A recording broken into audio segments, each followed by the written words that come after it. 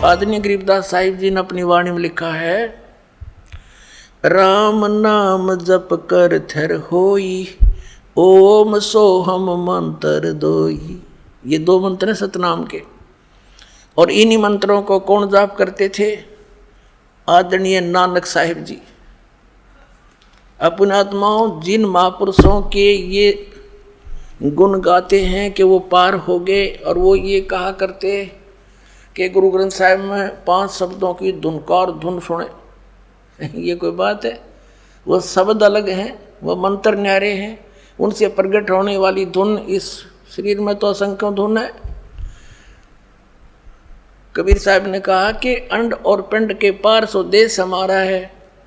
गरीबदास साहिब जी ने कहा कि वो शब्दों की जो वास्तविक धुन है, जो उस सतलोक में जो धुन हो रही है, वो इसके पार है कोई हैरे परले पार का जो भेद कहे उस धुन, उस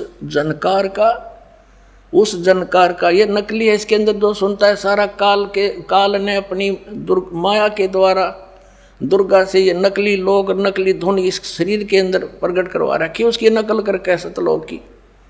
इनको जो भी पिंड में सुनते हैं, अंड, ये पिंड और अंड एक ही है, ये 3 बनाए बैठे, अंड पिंड और ब्रह्मांड, ये 3 है। अरे तेरा गजब भैया अज्ञानियों।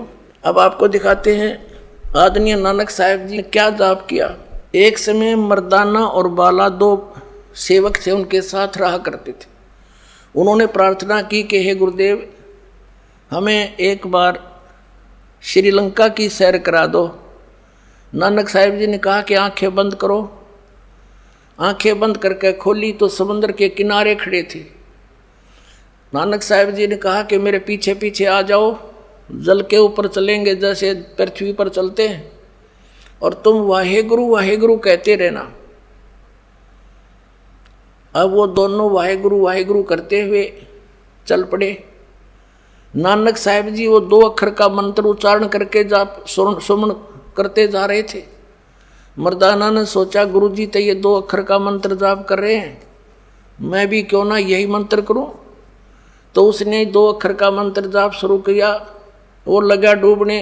तब नानक साहिब जी ने कहा कि मर्दाना, गुरु की आज्ञा की अवहेलना करने से ये दंड लगता है, तो वही मंत्र कर जो मैंने बोला है।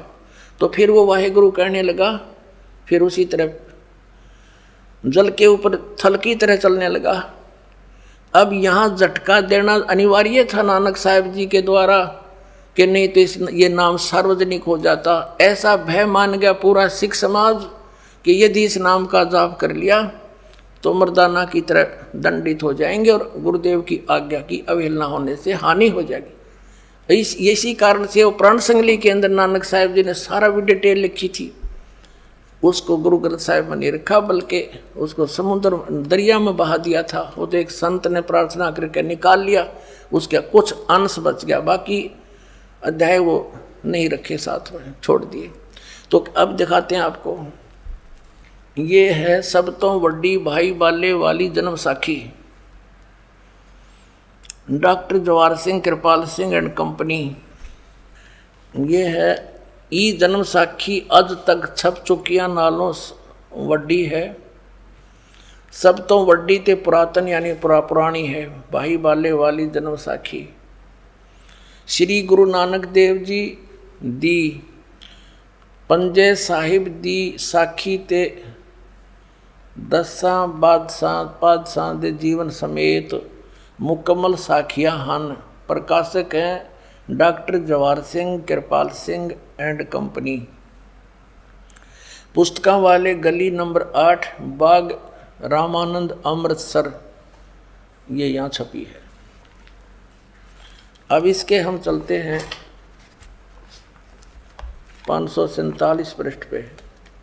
ये है 547 पृष्ठ, समंदर दी साखी।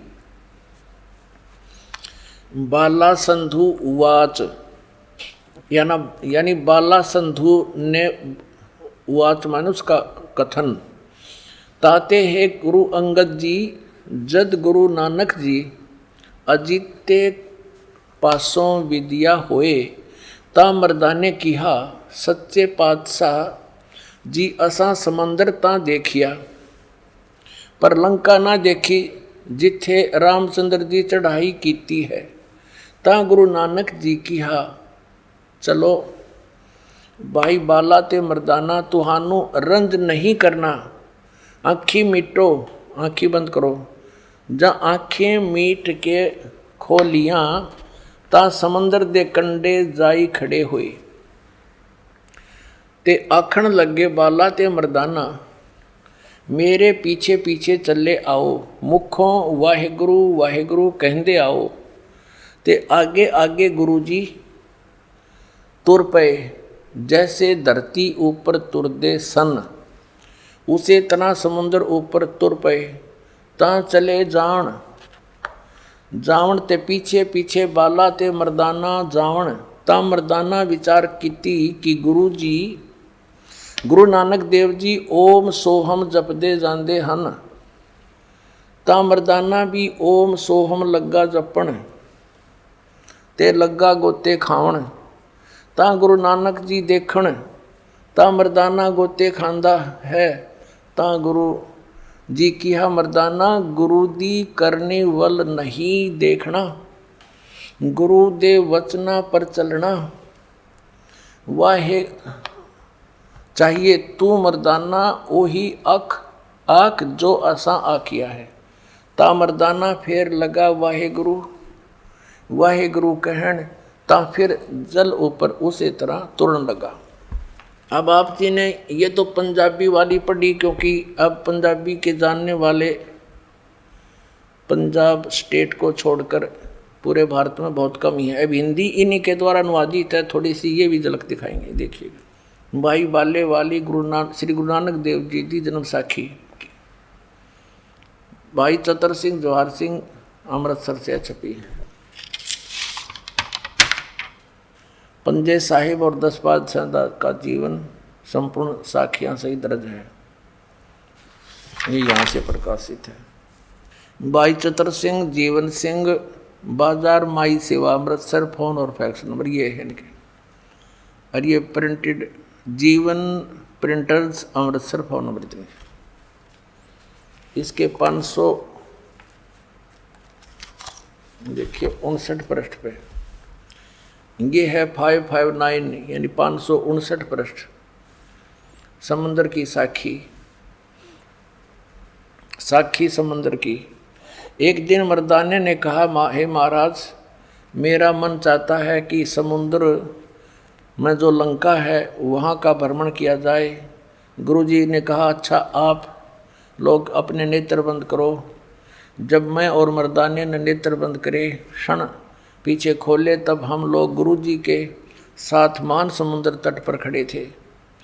अब गुरुजी ने कहा कि तुम लोग समुद्र के जल पर वाहेगुरु जप करते पैदल ही चले आओ। हे गुरु अंगद देव जी हम लोग गुरुजी के पीछे पीछे उसी तरह जा रहे थे जैसे सूखी पृथ्वी पर चला जाता है। आगे आगे गुरुजी ओम सोहम का जप करते चले जा रहे थे। तब मर्दाने ने सोचा कि हम भी ओम सोहम का जप क्यों ना करें। तब मर्दाना भी ओम सोहम की रट लगाने लगा। तब वह लगा गोते खाने। गुरुजी ने पीछे देखा तो हंस कर कहने लगे ए मर्दाना शिष्य का धर्म है कि वह गुरु के बताए मार्ग पर चले, इसलिए तू वाहे गुरु ही जप तेरा उसी में कल्याण है। तब मर्दाने ने वाहे गुरु नाम की रट लगाई। तब फिर पूर्व प्रकार पानी पर चलने लगा। अपनात्माओं ये विचारणीय विषय है कि नानक साहेब जी स्वयं तो जाप कर रहे और शिष्यों को मना कर रहे। कारण क्या था? जिन भी महापुरुष को परमात्मा ने अपना एफिडेविट अपना गवाह बनवाया, साक्षी बनाया, उनको सख्त हिदायत दे दी थी कि अभी सतनाम को डिस्क्लोज ना करना। धर्मदास मेरी लाख दुहाई, ये मूल ज्ञान की तबार न जाई। मूल ज्ञान अलग है और सार नाम अलग है। तो यहाँ पर गरीबदास साहिब जी कह रहे हैं कि सोहम शब्द, कबीर साहब कहते हैं सोहम शब्द हम जग में लाए और सार शब्द हमने गुप्त छुपाए, आदि नाम को भी डिस्क्लोज नहीं किया, केवल इस दास पर मेहर करी, इन महापुरुषों को दिया। अब इन्होंने सतनाम को भी डिस्क्लोज करना नहीं, आदेश था इनको कि नहीं बताना किसी को, ना काल के दूतों का हाथ लग गया, जाल काम बिगड़ जाएगा सारा। अब कैसे पहचान करवाते हम? अब सारे फेल हो गए, ये सब खिसियानी से हुए बैठे, अब क्या करें, सबके जड़ दिखा दी। अब ये सभी पंथ खत्म हो जाएंगे कुछ दिनों में। बुद्धिमान लोग हैं, कोई बालक थोड़े ही हैं, अपना जीवन नष्ट करेंगे उन मूर्खों के पाछे लग गए, जिनको तत्व ज्ञान नहीं, उनके पास कोई समाधान नहीं, लग चले। इसीलिए तो गए थे एक डॉक्टर के पास, हमारा रोग कटे। अब पता लग गया उसने तब राख की पुड़िया बांध रखी है, दवाई है ही नहीं, तो कौन मरेगा उनको खाकर। अपने आत्मा